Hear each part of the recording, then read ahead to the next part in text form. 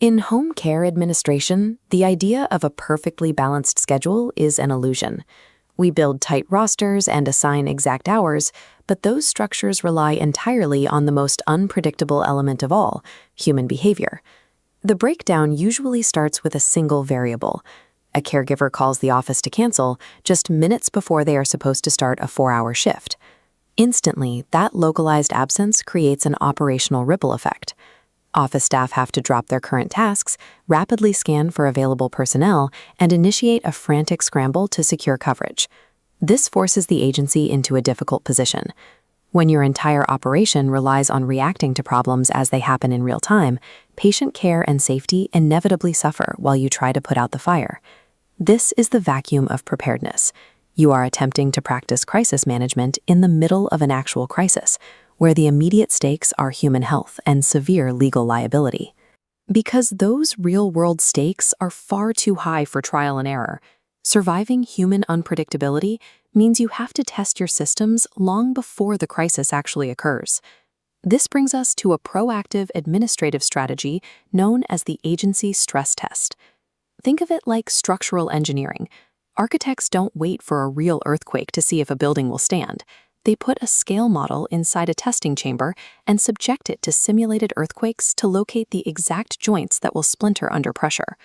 We apply that same engineering principle to administrative operations. By deliberately introducing friction into your workflow, you expose the hidden weaknesses in your agency's communication and scheduling systems. You do this by creating a simulation sandbox. This is an environment where you inject intensely realistic scenarios, like a client refusing a safety assessment, but with zero actual consequences for the patient. The objective here is not to prove that your agency runs perfectly. The goal is to apply enough pressure to find the exact threshold where your current systems finally fail.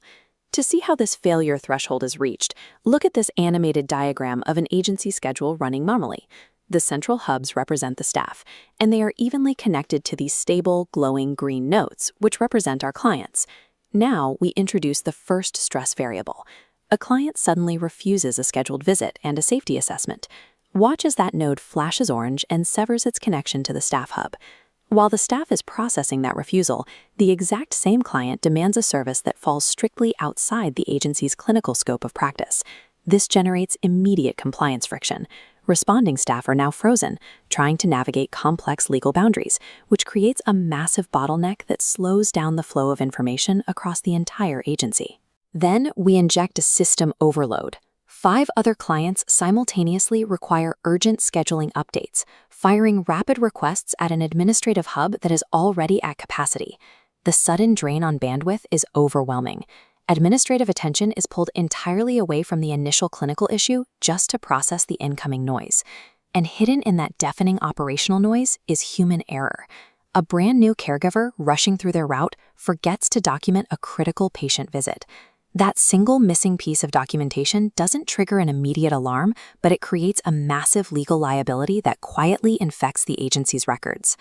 Under the combined weight of compliance friction, system overload, and hidden human error, the administrative infrastructure fully buckles. When administrators watch this collapse happen in a simulation, they gain a precise analytical map of exactly where things broke down. That data is the blueprint required to reinforce the infrastructure.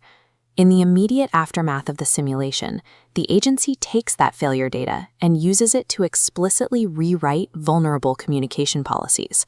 The post-simulation review physically patches the operational gaps. Administrators create concrete protocols designed to automatically triage urgent scheduling updates away from true compliance emergencies. But the true value of the stress test goes beyond updating a written policy manual. It is about building physical instinct and muscle memory in the staff. An unprepared team responds to chaos with real-time panic. A team that has run the simulation replaces that panic with rehearsed automatic execution. An agency's resilience isn't defined by avoiding chaos. It is defined by the rigorous, controlled environment in which it practiced surviving it.